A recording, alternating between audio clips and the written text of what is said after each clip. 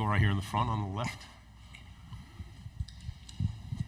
AP Stedham, AP and Kelly, as we see it, syndicated radio.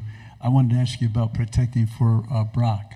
Is there something special that you need to know about him as a quarterback and how you're blocking, the blocking schemes that will protect him the best? No. At the end of the day, my job is to keep him clean, keep him untouched, and that way he can step up and fire the ball. So whatever I need to do to get my job done at the end of the day, that's what's going to be done, and it is what it is. Left side in the back. Dan Peck, ESPN 106.7. As a new teammate, has Brock won over the locker room already? And if so, what kind of stuff has he done to prove himself to you guys? I think he winning it over, and the best thing he's doing is being himself. He's not trying to be somebody he's not. He's a country boy. We love him to death. He loves to hunt, fish, do anything outside. So just letting him be himself and just adapting around him throughout the season. Left side, third row. Tyler Shaw with KBTX and College Station. What's it like playing under Mark Stoops? It's really great. He's a player-led coach. He really cares about his players. He really cares about us. He asks us every meeting is something that he could do for us, so he put us in the front of his mind at all times, and it's a blessing to be playing for him. Left side again. You're up there representing the Kentucky offensive line. What can you say about who else is going to be playing with you this year at that unit? So Jagger's doing a great job this offseason. Eli is continuing to be the leader and helping me with the room, or as I say, I'm helping him. Jalen came in, made a good impression on me. He works hard. Gerald's doing really well as well. And then Dylan from last year is doing well, as long as our freshmen. They all pertaining to offense really well, and it's going to be a great season for us. Right side on the third row. Chris Summer, 24/7 Sports. Can you do me a favor? Can you take me back to December? Can you speak up a little bit? Can you do me a favor? Can you take me back to December 2022 when you first entered the portal? I'm just curious, what's it like for a starting offensive tackle, like an all-conference player, to enter the portal as an offensive lineman? It was definitely different. Something new that I went into. It's just getting hit up everywhere from every school, getting another opportunity to play football. But at the end of the day, it's like I picked Kentucky. It was great for me to come back to Kentucky with previous playing there, but coming back and making this be my home. Go ahead. Transition like between the MAC and the SEC, if there was one?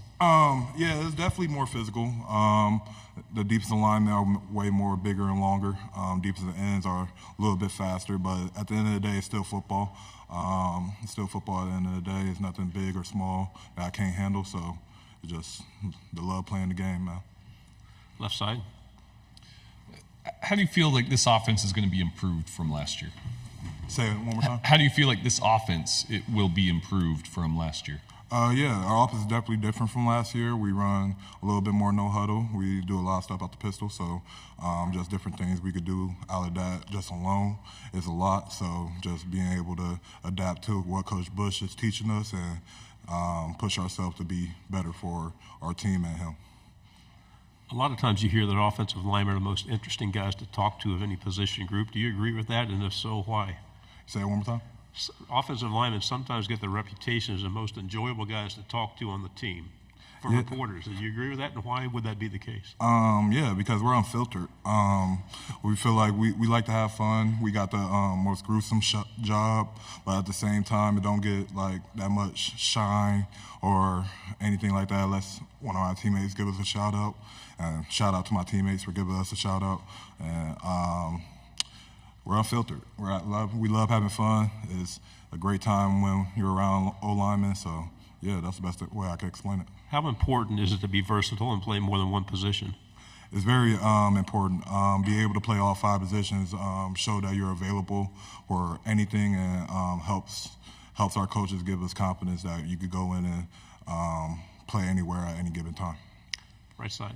I was just curious, how often does Brock take you out for dinner? Huh? How often does Brock take you out for dinner? So with him coming in a little bit in January, he's still learning the playbook, and we're still learning the playbook. Well, we're not still learning anymore, but getting a good grasp of the playbook. So it's been a little challenging this year, but on Wednesdays we have team bonding. with the whole team, so the O-line get a chance to hang out with them and talk to them on Wednesdays and be around them. But we be around them every day too, so he gives us confidence that he likes us. So. In the back on the left. We've heard a lot this week about different home field atmospheres. How would you describe Kroger Field to people who have never been to a game or a big game in Lexington? Definitely an underrated stadium. It gets loud. The Kentucky fans care about Kentucky sports, period.